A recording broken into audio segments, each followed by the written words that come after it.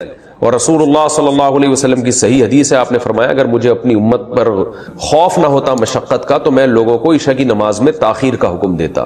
تو مشقت کا خوف تھا اس لیے آپ نے اس کو واجب نہیں قرار دیا، لیکن افضل بہرحال یہی ہے کہ عشاء کی نماز اگر 9 گھنٹے کی رات ہے اور 8:30 بجے ٹائم شروع ہو رہا ہے تو 11:30 بجے پڑھی جائے، یہ سب سے افضل وقت ہے۔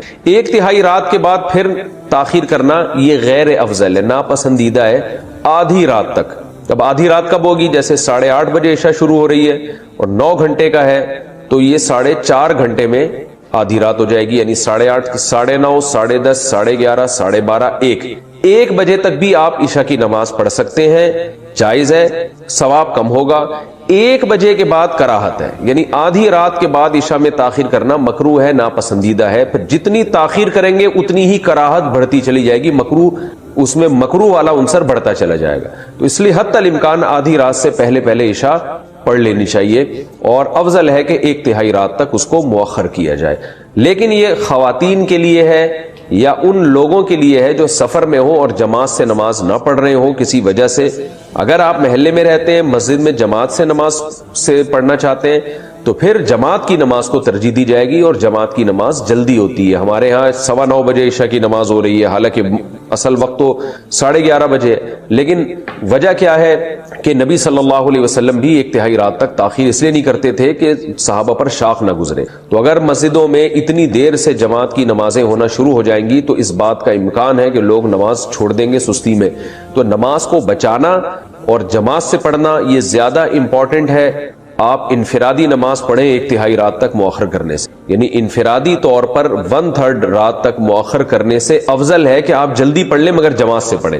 تو جماعت چھوڑنا بہرحال مسجد کی جائز نہیں ہے۔ تو مسجدوں میں جس ٹائم پہ نماز ہو رہی ہو آپ نے وہی نماز پڑھنی ہے اسی ٹائم پہ، چاہے وہ جلدی ہو رہی ہو چاہے وہ دیر سے ہو رہی ہو، تاکہ جماعت کی فضیلت نہ چھوٹے آپ سے۔ جماعت سے نماز پڑھنا چونکہ واجب ہے، نہیں پڑھیں گے گناہگار ہوں گے، اور اگر انفرادی پڑھنی ہو کسی عذر سے تو پھر بہتر یہی ہے، جیسے خواتین تو انفرادی پڑھتی ہیں گھروں کے اندر، تو پھر بہتر یہی ہے کہ 11:30 بجے تک مؤخر کیا جائے۔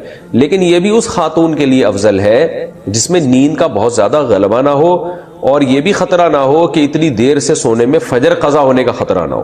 تو اگر خطرہ ہے، آپ کو یہ ڈر ہے کہ نیند کا غلبہ ہو جائے گا، سستی ہو جائے گی، تو بھائی پھر بہتر یہی ہے کہ وقت داخل ہوتے ہی پڑھ لیا کریں، جیسے ہی وقت داخل ہو پڑھ لے تاکہ قضا ہونے کا خطرہ ختم ہو جائے۔ وہ آیتوں میں اللہ نے کیا فرمایا؟ الا المصلین، اللہ فرماتے ہیں کہ جو لوگ ڈپریشن کا شکار ہو جاتے ہیں، جلد بازی میں فیصلے جلد بازی میں کرتے ہیں، ان میں تدبر نہیں ہے، غور و فکر نہیں ہے، تو لیکن کچھ علامتیں اپنے اندر پیدا کر لو تو تمہارے اندر سے جلد بازی، جس جلد بازی کے نتیجے میں ڈپریشن ہوتی ہے، خودکشی کے خیالات آتے ہیں، یعنی زندگی سکون کی گزرے گی تمہاری، اس کے لیے چند کام کرنے پڑیں گے۔ نمبر 1، نماز کی مکمل پابندی۔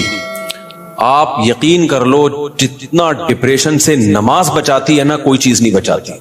اسٹریس اور ڈپریشن کی 20 گولیاں ایک طرف، جس کا نماز میں دل لگ گیا نا، بس اس کی زندگی مزے کی بن جاتی ہے۔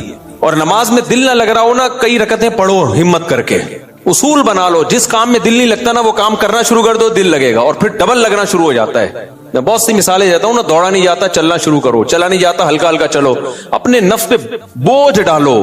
دیکھو یہ ٹینشن سے بچنا ایسی چیز ہے جو ٹینشن سے دور بھاگتا ہے نا، ٹینشن اس کے پیچھے آتی ہے، اور جو ٹینشنیں پالتا ہے وہ ہمیشہ ٹینشن فری زندگی گزارتا ہے۔ وہ ٹینشن ہے جو جائز ٹینشن ہے، جو صحت کے لیے مفید ٹینشن ہے، ان کی بات کر رہا ہوں میں۔